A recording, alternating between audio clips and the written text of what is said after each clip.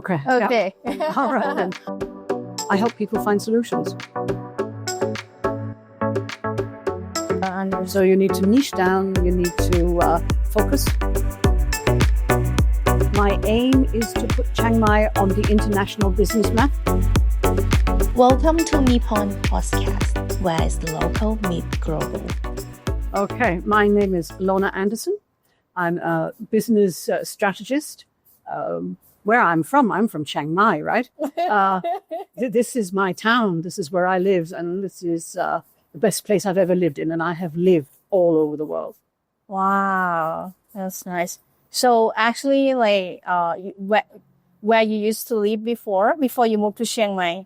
So before I moved to Chiang Mai, I lived in Phuket. Before that, I was in Singapore.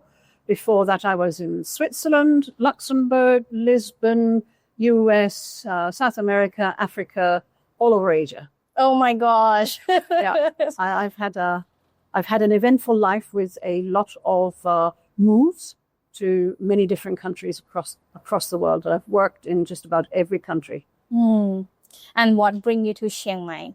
You did. You did. I came because of you, right? You're my daughter-in-law. So you said we should come up here because you knew a lot of people. You had a lot of history in Chiang Mai. So we came up for a visit. I loved it. It was really, really good. And so we decided all to move up here, and we packed our bags and came to Chiang Mai. And you left for a little while, but I didn't want to go. Yeah, that's right. Yeah. Okay. All right. And let's start with you about your business. What are you doing? Can you tell me more about that? Yeah. So I essentially help people fix their business problems, right? So I look at strategy. What are people doing? Why isn't it working? Help them change the way that they approach their business. Some people have challenges in how it's all structured, or they have a team that's not really working well together because nobody really understands what the objective of the business is. Many business owners don't have the ability to articulate what it is that their business does, right? So I help them with all of that. We do accounting for people. We set up companies. We have an excellent track record in getting work permits for people. We do research and analysis. So if somebody is looking to buy a company, we go and have a look at it and research it. We look at the numbers. We look at the shareholders. We look at the market that is available to people. So a gentleman from Australia wanted to buy a business here in Chiang Mai, and it was for sale. So he sent me in to do a deep dive into the business. Oh, wow. To see whether it was a good investment and the price was right, etc. So we did a lot of work for that. I see. So your service, rather than work permit, accounting, and support customers for buy the new business, anything else? So I own and I have invested in quite a lot of companies. So my primary business is land business consulting, right? Where I do business locally, and I also do business development for large overseas fintech companies. Right? So we sell software, we implement, we help banks predominantly solve their banking problems. At the moment, I'm working with a local bank to design, or a local family that has a banking license, and I'm designing a bank for them. Wow. My background is in banking, financial services, private banking, and software development across the world. And then I own a CMBN, Chiang Mai Business Network, where my aim is to put Chiang Mai on the international business map. I want to take local companies to events all over the Asia, America, Europe, to showcase and present that Chiang Mai is actually an excellent place to do business in. Wow. And then I've invested in other companies. I'm a partner in a very niche company in the UK. So I'm the Asia Pacific partner for a company called Step Forward. And we do risk management, and treasury and capital management. Wow. Oh my God. So it's something nobody here really wants to know about, Yeah. right? But there's a lot of companies out there who are interested, and so we do consultancy for companies and banks Oh my God. in that area. Yeah. You're so active. So how you have this energy to, I have active? no idea. I have no idea. I have a lot of energy, but I'm actually lazy as a person, right? I'm not. I don't go out and do sports or anything like that. My mind runs at 180 kilometers an hour, 24 hours a day, right? I wake up in the morning with end-to-end business plans in my head when I wake up in the morning, and then I just need to put them on paper, and then off we go. Can you share about your schedule? My skills. Your schedule, like My schedule. yeah, like My schedule, I usually wake up between 4 and 5 in the morning. And by 7 o'clock, I will have solved some business problems. I'll have had some coffee. I'll get ready to go into the office. So I have an office in town, and I live up on the Simon Loop in a beautiful, beautiful little resort that I have taken over. And Monday to Thursday, I'm here in town, and Fridays I work from home. I see. Nice. And weekends, I sort of essentially I work all the time, but I enjoy work. It's for me. It's not it's not something I have to do in order to earn money. I really enjoy work. I enjoy working with customers. I enjoy developing business for companies. I enjoy meeting new people all the time. So what is your passion? What is my passion? Is it the CMBN? It's one of your passions. One of my passions. I think at my foundation, my passion is finding solutions. Right. So for anything, it could be anything. It could be a shop. It could be somebody who needs to figure out another way of doing something. So I help people find solutions. Wow. I see. I think you have a lot of customer. What is your strength that customer come to your business, your service? I think I'm very steady, and that means that I don't get upset. I don't get frightened. I don't get stressed, in a sense, right? So if somebody has a really serious problem with their business, I'm sort of a calm person in the middle of a storm. Wow. And people trust me. I always tell them the truth. I don't prevaricate. I'm not rude or anything like that, right? But I tell it the way it is, right? I give my customers the information and the knowledge that they need to make good decisions for their business. Right? And I think that a lot of my customers their business is really in trouble. So I help fix it, and I bring clarity to their chaos. That's so nice. Okay. What do you do when you have rather than work, like your free times? I read a lot. I read a lot, and I'm writing maybe 4 or 5 different books on different things. Right? Yeah. And many of them are nearly done, and now I just need to clean them up and get them published. Wow. Okay. And what type of the book that you like? You always like your favorite one? Oh, okay. I like nonfiction, so I like reading about business. I like reading about history. I read about politics. I listen to a lot of podcasts, mostly political ones, and I like science fiction. Sort of escapism, right? For science fiction, I don't. I think with age, everybody's taste in books or films or whatever it is, they change, right? When I was younger, it was things like Dan Brown. It was John Clavel and all that kind of stuff, right? But I don't read a lot of that anymore. It's more nonfiction. Any podcast that you think is like shape your mind and make you inspire about your business or have a better decision? So that is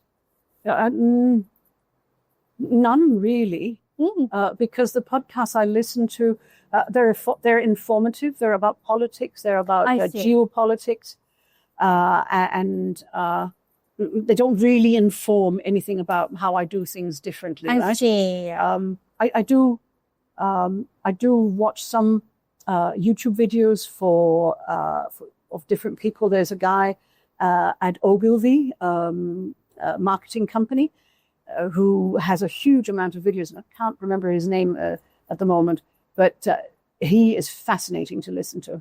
And then there is Stephen Bartlett, who was on Shark Tank, Dragon's Den in the UK, and I find his podcasts are often very interesting.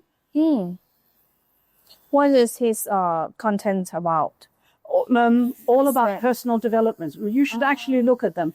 They're very interesting. It's about he made some money, then he made even more money. Then he was on Dragon's Den, and he's invested in other people. But he goes into conversations about how he interacts with other people, how other people interact with him. How do you eat well enough to live to 100? Ooh, I mean, there's lots. I love it. A lot of seriously interesting. I don't watch every one of them, but I pick out the ones that have topics that I like. I see. What is the thing that you have done and you feel really proud of yourself that you achieved before? She's called Nadine. Nadine is my legacy. It's as simple as that. Oh my gosh. Okay. Yeah, you want to explain more about it? She's my granddaughter. She's going to be 7 next month, and she is going to rule the world. Yeah. That's nice. Now, anybody who's met her will understand what I mean. Yeah. You have any question that you'd like to know? What was a really difficult problem that one of your clients had, and how did you help solve it? So, mindset. So whenever I have to help customers change, right? It's all about mindset, and I think that's the toughest thing to make happen with customers, because the customer who is ready to change their mind, they don't really need me, right? They come in, we have a conversation 2 or 3 times, we look at a business, I give some ideas, and then they go away and they execute. The ones that resist, right? So I'm the Borg, and and resistance is futile if they actually really want to make a change to their business. And I have one customer I've been working with for over a year now. And that person now sometimes calls me up and says, I can hear you in my head when I'm in meetings and I'm about to say yes to something, and I know you don't want me to. So that has been a long, long journey. But we're getting there, and good decisions are being made. So for me, that is satisfaction, right? I mean, okay, they pay me for it, but at the end of the day, paying me and not listening to me is waste, really. Yeah, that's right. And it's not that I have the answer to absolutely everything, and the way I do things might not gel with somebody, but if you don't change your mindset in a business that isn't growing, that isn't performing, you're going to lose the business at the end of the day, right? It's going to collapse. So you need to listen to someone. I'd say I'm probably the best person to listen to, right? Yeah, I would say that. But they need to find somebody that will listen to them. And talking about that, with the exception of you and me, my dear, people should never listen to their moms, to their fathers, to their sisters about their business, because their interest is very different from yours, right? So if you ask your aunt who might do something in the same area that you do, you can ask them for opinions, but don't ask them for advice, because their advice is tinged with their view of you as a person, right? I come in as a neutral person, and I look at the business Then I look at you and say, okay, so what are your strengths and what do you need to do? And how do you learn to delegate? How do you learn to only focus on 4 things on a given day and get those things done, fixed, and taken off your list of things to do so you can move on to the next one? In general, people end up working on 700 different things and never achieving any of them. And yes. that's why businesses fail, right? Yeah, I understand. So you need to niche down, you need to focus. Yeah, that's right. I completely agree. As I listened podcast the other day, the monk say we do too many things. Absolutely. And that too many things that is cover the important thing that you know what. Yeah. So this is remind you as well that you always like tell me like I should focus. Yeah, very, very true. So, but in my own case, I mean, I have to say I have so many businesses and so many things going on, but I think I have 40 years of experience. So that means that I can cope better with all of the different decisions and making sure that they happen. And then I have a team of about 20 people in total who work for me and who handle a lot of stuff, right? So I'm mostly spending my time delegating. And that's where, as a business owner, you need to get to where you are thinking of tomorrow and your staff are delivering today. Whoa. Oh my God. Yes. Right? Okay. Yeah. And you don't have to have 20 people. You can just have 2. It doesn't matter. Right? Oh my gosh. Yeah. So you need freedom to think about tomorrow. Yeah. So with trying to bring international business to Chiang Mai, when you're working with people, there's personality, different personalities, different, mindsets, but also, bringing international to Chiang Mai, you're also going to have cultural differences. Have you run into any kind of cultural stuff that makes it difficult for international businesses to come here? Or maybe the reverse, maybe there's certain things that make it easier. Certain things that make it easier. I think that Thailand is a country of opportunities, right? So it is really easy to create a business and to develop a business here. Obviously, there are things that you need to know about Thailand and how things work in order to make sure that it runs without a hitch, right? I think that of the foreign companies that I work with, so I work with this one, it's a Swiss company. It's a 35-year-old company, family-owned, and they want to do business in Asia. So I'm doing business development for them. And they are the worst problem. It's their preconceived ideas of how you do business in Switzerland, and everybody else should be doing the same. People come in from America, but that's how we do it. That's normal. And I go, nope, not here. Right? It's their lack of adaptability. And again, we come back to mindset. Right? You need to change your mindset in terms of how business is done in Thailand. And I mean, seriously, anybody can make it in Thailand because Thailand makes it very easy for people and companies to do business here. Everybody thinks that there's a lot of barriers, but the barriers are because you have not taken the time to understand how business runs here, which is why people come to me, because I do understand how it runs. I know how to make things happen here for people. Okay, we back to the hair a little bit. Yeah. มีเสริมอะไรไหมครับพี่ยามอยากจะพูดอะไรสักหน่อยไหม อยากจะเสริมอะไร โอเคด้านบนโอเคไหมเนี่ย On the top you want I know. shorter Yeah, a little shorter, yeah. It's this bit a little shorter. สั้นอีก Check the top ชอบผมสั้นใช่ไหม ชอบสั้น How often you cut your hair Between 1 and 2 months. and are you going to the same place all the time? Yes. Can you give me the reason? Because she knows my hair and she knows what I like. I can go in, it takes 25 minutes. I see. Right? I'm all about saving time, right? Yeah, that's So right. when I go to the hairdressers, I don't like talking.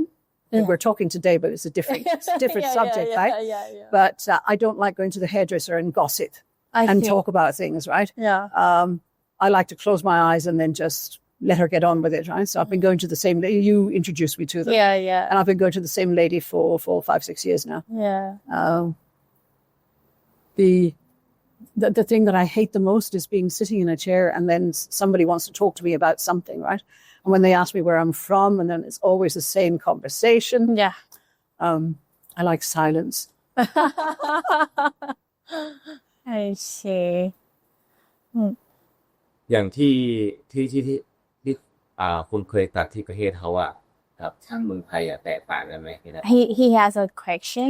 Like back home from in your country and in Thailand, this is different the way they cut your hair. No, I don't think so. No. But I think that my hair is different. Yeah, our hair is different than Asian hair. Asian hair is thicker, stronger, and so on. And when you cut it, it's the technique is a little different. And I have been to a hairdresser where I've walked out and gone to the next hairdresser and said, "Can you fix this?" Not here in Thailand. This was in Indonesia, and I had to have my hair cut because I couldn't manage to get to the hairdresser in Singapore before I left. Yeah. So I went and I said, "Do you know a good hairdresser?" Somebody says, "Oh, this one's okay." I went in and it took them an hour, and I walked out and I thought, "Oh, I better go to another hairdresser." So they cut some more off. So we're gonna wash quickly and then come back to set Okay. up. Okay. Okay, we right. Okay. So I think we promote your business a little bit. My own business a little bit. I haven't been talking about anything else but my business. Yeah. Okay. Can be this one, anything. It's just this one. And how can they contact you, website or detail. Okay. So we put under. Oh, okay. Yeah. Yeah, okay. So the best way to get a hold of me is through my company, Land Business Consulting. And you can find me on LinkedIn. I'm one of the very few with my name, Lorna Andersen. And I'm on social media, but I don't post and so on. You can find me under Chiang Mai Business Network, CMBN. And there I do post a lot, right? Talk about business. And the member group that I have, we've got about 2,500 members in the group, and we only talk about business. Not interested in talking about social stuff or anything like that. Talk about mental health for business owners. This is super important, right? That people have the energy and the capacity to deliver the business. Okay. So I think we're gonna end now, and thank you so much for coming today, Mom. You're very welcome. So maybe I'll put my glasses on so I can see myself. Yeah. Very nice. Very nice. Yeah, very nice. ดีมากสวยมากสวยมากสวยมาก right? Yeah, I do. อยู่ข้างหลังค่ะ Very nice. Very good. Ooh, there's a bit of grey down there too now. Okay. Well, thank you so much. 1 2 3สวัสดีค่ะ